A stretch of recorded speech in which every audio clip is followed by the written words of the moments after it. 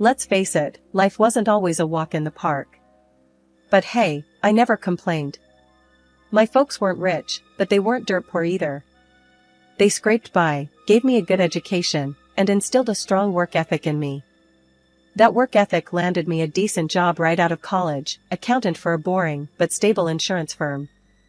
40 years flew by in a blur of spreadsheets, tax forms, and endless cups of lukewarm coffee. My life wasn't exciting, but it was predictable. Then, something completely unexpected happened. One dreary Monday morning, a new client walked into my life, Ms. Lewis. She wasn't your typical client. In her late 50s, she exuded a sharp wit and a no-nonsense attitude that commanded respect. Unlike the stuffy insurance executives I was used to, Ms. Lewis owned a chain of cozy cafes scattered across the city. Lewis and Bean, they were called, each one a haven of warm pastries and strong coffee. "All right, Sarah," Ms. Lewis said, her voice a brisk alto. "Let's get down to business. These receipts are a mess. I need someone who can cut through the clutter and tell me if I'm making any damn money."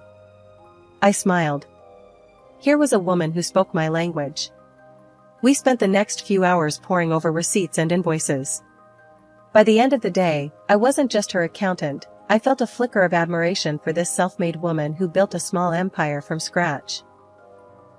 "You're good, Sarah," Ms. Lewis finally conceded, leaning back in her chair. "You see the forest for the trees, and that's a rare thing these days." "Thank you, Ms. Lewis," I replied, a sense of satisfaction warming my chest. It was the first time in years anyone had truly appreciated my work. That same week, Ms. Lewis announced a surprise, a weekend getaway for the entire staff. "Consider it a team-building exercise," she declared, a mischievous glint in her eyes. "Besides, you lot look like you could all use a break from these four walls." The getaway was held at a charming cabin nestled deep in the woods. There were bonfires, board games, and enough laughter to scare away the squirrels. It was also there that I met Alex, Ms. Lewis' son. Unlike his mother, Alex was all laid-back charm and easy smiles. He rarely appeared at the cafes, preferring to spend his time traveling and exploring the world, as he put it. "So you're the accountant who keeps my mom sane," Alex said, sidling up to me at the bonfire one evening. He held a beer in one hand and a lopsided grin on his face. "Something like that," I replied, feeling a heat rise in my cheeks. Alex wasn't conventionally handsome, but his easygoing personality and adventurous spirit were undeniably attractive. That night, under a blanket of stars, we talked for hours. By the end of the weekend, we were practically inseparable. As we said our goodbyes at the office on Monday, Alex leaned in and whispered, "See you around, Sarah." His touch sent a shiver down my spine, and I knew, with a certainty that surprised even me, that this wasn't just a fleeting office romance. The next few months were a whirlwind. Alex and I were officially dating, sneaking stolen kisses in the stairwell and late-night texts that made my phone buzz with a secret thrill. But there was a dark cloud hanging over our happiness. Alex insisted on keeping things quiet, especially from his mother. "She'd freak," he'd mutter, brushing off my concerns. "She's got this whole image of me being a carefree bachelor, wouldn't understand." I didn't like it, this cloak and dagger business, but I was smitten. Love makes you do stupid things, and here I was, tiptoeing around like a teenager on a first date. Still, a niggling worry gnawed at me. What if someone found out?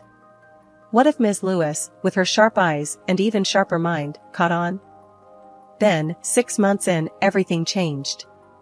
I woke up one morning feeling different, a strange flutter in my stomach that wouldn't go away.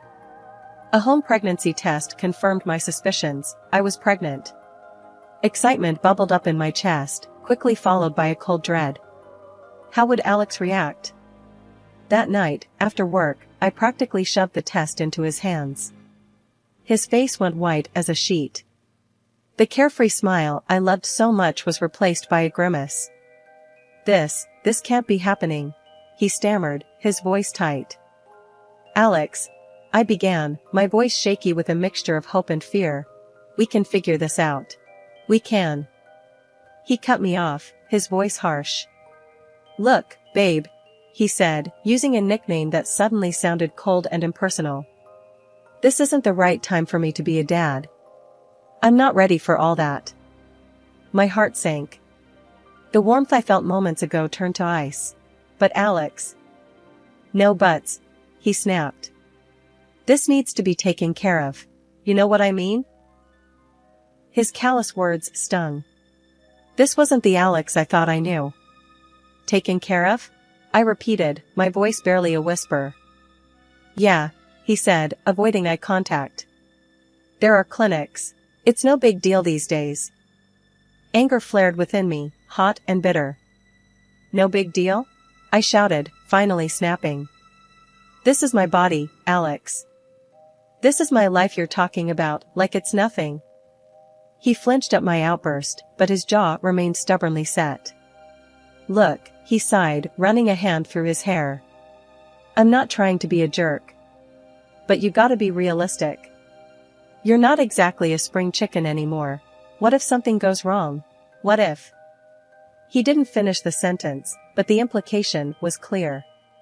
I was old, unfit, unworthy. Tears welled up in my eyes, blurring my vision. And what about Ms. Lewis? He added, his voice dropping to a low murmur. If she finds out, I'm toast. You're toast.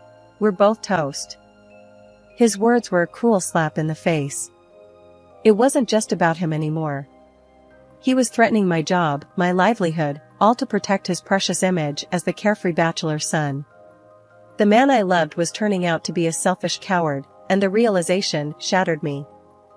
I spent the next few days in a daze. I couldn't sleep, couldn't eat. My work suffered, and Ms. Lewis, bless her perceptive heart, must have noticed. One afternoon, she called me into her office, her usually sharp eyes filled with concern. Sarah, she began, her voice gentle, but firm. What's going on? You look like you haven't slept in a week. Taking a deep breath, I blurted out the only truth I could manage. I'm pregnant, I whispered, the tears finally spilling over. And the father, he left me. My voice cracked, and a sob escaped my lips. Ms. Lewis pulled me into a surprisingly strong hug, her arms a warm haven in the storm of my emotions. Ms. Lewis' hug was a dam breaking open. Tears streamed down my face as I poured out my story, the betrayal, the fear, the overwhelming desire to keep the baby. However, I did not mention the name of the scoundrel. To my surprise, she didn't judge. Instead, a knowing sadness clouded her eyes. Men can be real jerks, Sarah, she said, her voice rough with emotion. My own husband walked out on me years ago, leaving me with a tiny Alex to raise on my own. It was tough, honey, tougher than you can imagine, but I did it. Her words were a balm to my wounded soul.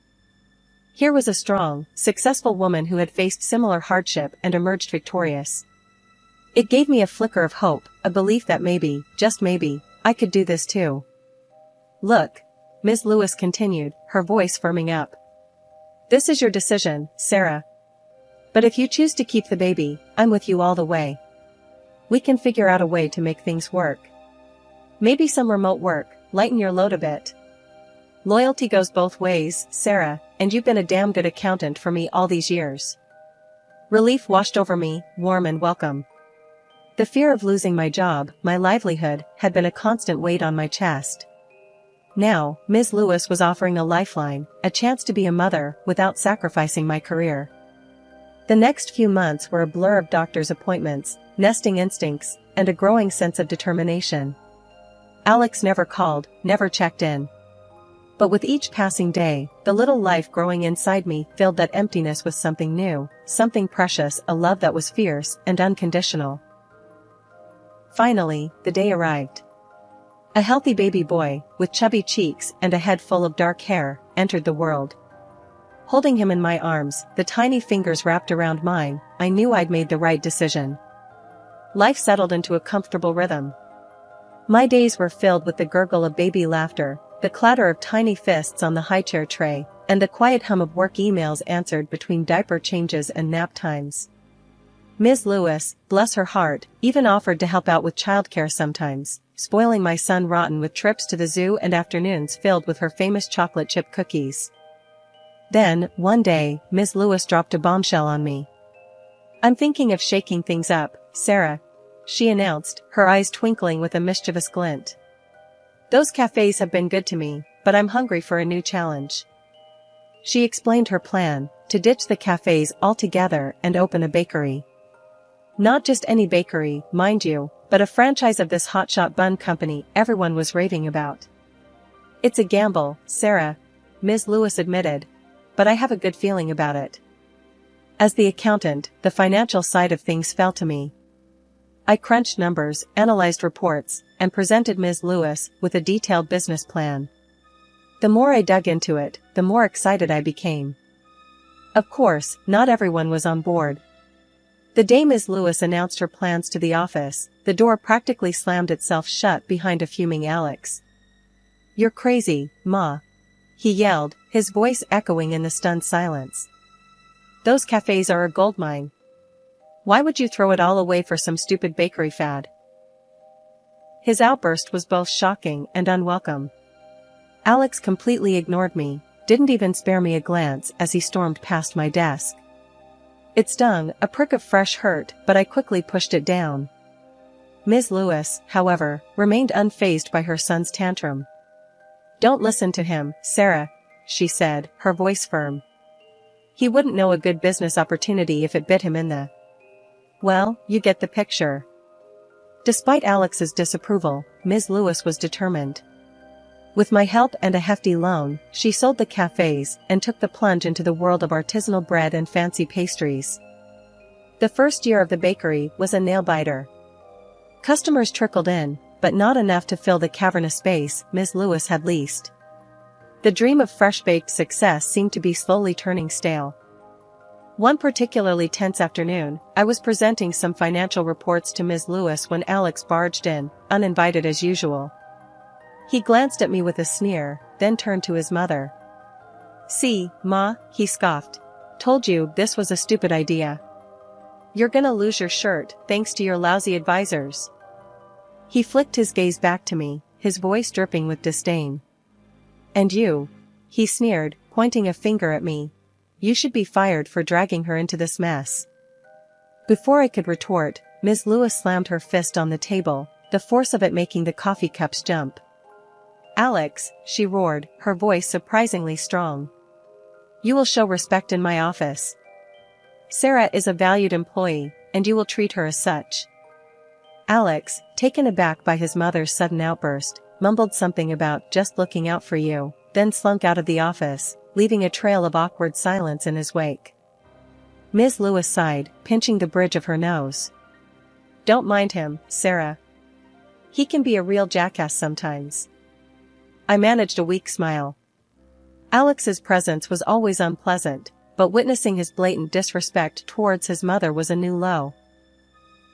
3 years later, that hard work paid off. Customers became regulars, raving about the sourdough bread and the decadent chocolate croissants. The bakery, once a struggling startup, was now a local institution, a bustling hub of deliciousness. Ms. Lewis and I celebrated the bakery's first $1 million year with celebratory cupcakes and an extra-large pot of coffee. The joy of success was bittersweet, however. Just a few days later, Alex strutted into the office, not alone this time. On his arm hung a young woman, all blonde hair and tight dresses, his new wife, as it turned out. They were there to discuss household matters with Ms. Lewis, their voices laced with a sense of entitlement. As they walked past my office on their way out, I couldn't help but overhear a snippet of their conversation. "She's being a stubborn old bat," Alex grumbled. "Refuses to give us any money.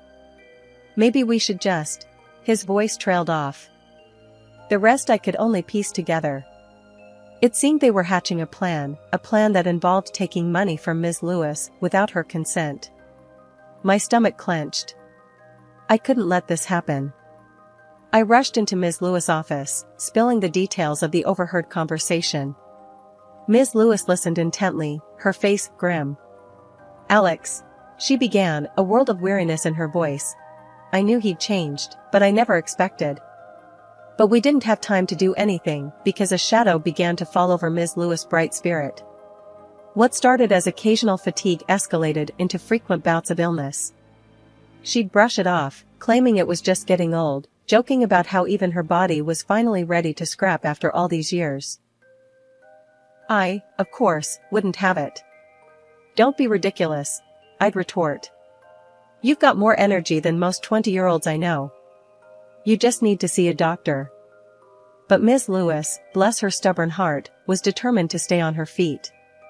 The bakery was finally hitting its stride, generating its first real profits, and she didn't want to take her eye off the prize. "There'll be time for doctors later, Sarah," she'd say, her voice a little raspy. "Right now, we've got a bakery empire to build."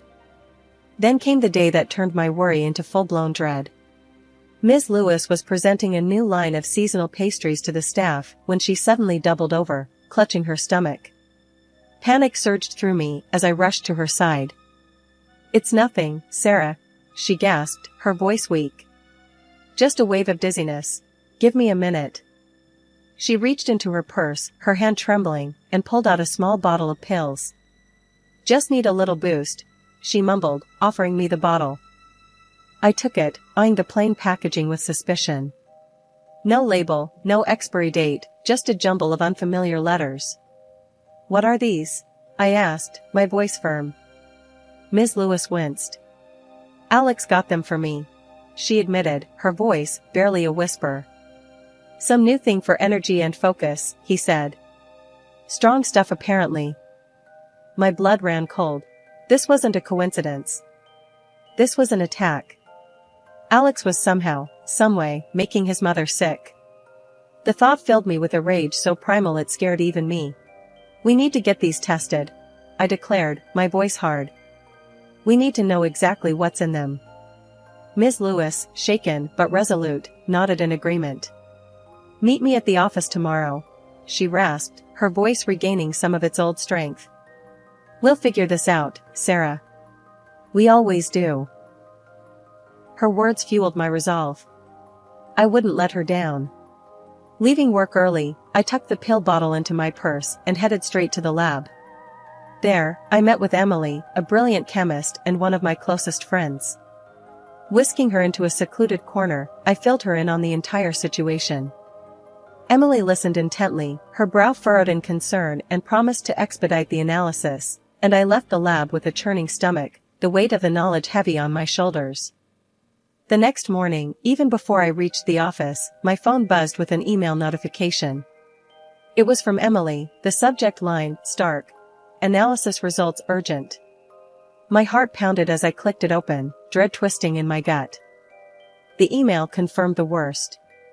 The pills contained a potent cocktail of substances, designed to mimic energy-boosting supplements, but with a sinister twist. Long-term use could lead to serious health problems, potentially even death. My stomach churned as I raced towards Ms. Lewis' office, the email with the test results burning a hole in my pocket. I needed to get to her, to lay out the horrifying truth about Alex and those pills. Just as I reached for the doorknob, my phone shrieked to life, the caller ID flashing my nanny's name. "Sarah," her voice crackled through the receiver, laced with panic. "Something's come up. A family emergency, I gotta leave right away. Can you?" The rest of her sentence was lost in the static, but the message was clear. I was on my own, juggling a brewing corporate scandal and a 3-year-old with nowhere to go. Frustration bubbled up, threatening to boil over. This was exactly the wrong time for a childcare crisis. Thinking fast, I called my son's daycare, only to be met with their voicemail message. Desperate, I dialed Ms. Lewis' number, hoping for a miracle. "Sarah? What's wrong?" Ms. Lewis' voice came through, laced with concern. I explained the situation, the jumble of childcare woes, and a burning need to discuss something urgent. A beat of silence followed, then a sigh. "Bring him in, Sarah," Ms. Lewis said, her voice firm. "We'll figure something out." Relief washed over me. With a grateful thank you, I bundled my son into the car, his bright chatter a stark contrast to the turmoil brewing within me. As soon as I entered the office and sat my son down on a chair, the door flew open, revealing Alex in all his smug glory. On his arm hung his glamorous wife, her perfectly coiffed hair and designer dress a stark contrast to the chaos of my day. Their arrival was like a punch to the gut. But before I could react, Alex spotted my son, who was happily exploring a corner of the office. His face contorted in a sneer. "What the hell is this?" he bellowed, his voice dripping with venom. "Don't even try to pull this blackmail crap, Sarah. That kid means nothing to me." His words hung heavy in the air, a cruel and public declaration. Ms. Lewis, who had just entered the room, froze in the doorway, her eyes widening in shock. "Alex," she gasped, her voice tight. "What are you talking about?" Confusion warred with a dawning confidence in my head. Taking a deep breath, I met Ms. Lewis' bewildered gaze. "He's your grandson, Ms. Lewis," I said, my voice surprisingly steady. "Alex and we dated for a while. 6 months, to be exact. And then he left, when he found out I was pregnant." The revelation hung in the air, thick with tension. Alex's wife, the picture of perfect composure moments ago, let out a surprised gasp. "This is ridiculous," Alex blustered, his face reddening. "She's lying. This is all a..." But his tirade was cut short by his wife. Her voice, usually soft and breathy, now held a steely edge. "Alex," she said, her words clipped, "we need to deal with this. Now. Otherwise, the little surprise might have a claim on your inheritance." A strained silence filled the room after the bombshell dropped by Alex's wife. Then, to my surprise, Ms. Lewis let out a shaky laugh, a sound more like a cough racking her frail body. But she pushed through, her voice surprisingly strong as she addressed the stunned couple. "Hold your horses, you two," she rasped, her eyes flashing with defiance. "Inheritance? It's a little early for that, wouldn't you say? Besides, I'm not going anywhere anytime soon, not even if that's what you two vultures are hoping for." Her words hung heavy in the air, accusation dripping from each syllable. Then, with a dramatic flourish, she pulled out the email I had forwarded her earlier. "And thanks to Sarah here," Ms. Lewis continued, her voice gaining strength, "I know exactly what that little gift of yours is all about." She pointed a finger at the pill bottle. "Poison, that's what it is. You tried to poison me, Alex." The color drained from Alex's face, replaced by a sickly pallor. His wife, once the picture of composure, began to fidget nervously, her carefully painted nails digging into the flesh of her arm. The jig was up, their little scheme laid bare. "You're out," Ms. Lewis declared, her voice ringing with finality. "I'm changing my will. You get nothing. Not a dime, not a single brick from this bakery." Anger flashed across Alex's face, quickly morphing into a desperate plea. "But Ma," he whined, "give me another chance. I was just..." Just then, the office door swung open, revealing 2 uniformed police officers. Ms. Lewis had called them the moment her suspicions were confirmed. Alex and his wife, their facade of arrogance crumbling, started pointing fingers at each other. Alex blamed his wife, spewing accusations about it being her idea. She, in turn, shrieked about his manipulative ways and how he'd forced her into the scheme. We spent the next hour recounting the events for the police, the story spilling out in a jumble of emotions. Finally, with a promise to keep me updated on the investigation, the officers left. Exhausted, but strangely exhilarated, I gathered my things, ready to head home. As I bundled my son into his car seat, Ms. Lewis placed a hand on my shoulder, her voice softer now. "Thank you, Sarah," she whispered, her eyes glistening. "For everything. You saved my life." My throat tightened. "We did it together, Ms. Lewis," I managed, my voice thick with emotion. The legal battles that followed were long and messy, but ultimately, justice prevailed. Alex and his wife were found guilty, receiving sentences that reflected the severity of their crime. Ms. Lewis, with a renewed zest for life, took her grandson under her wing, showering him with love and spoiling him rotten. As for me, she made a shocking, yet somehow fitting, decision. She was leaving the bakery to me, her loyal and courageous accountant. It was a legacy of trust and gratitude, a reward for standing by her side when she needed me most.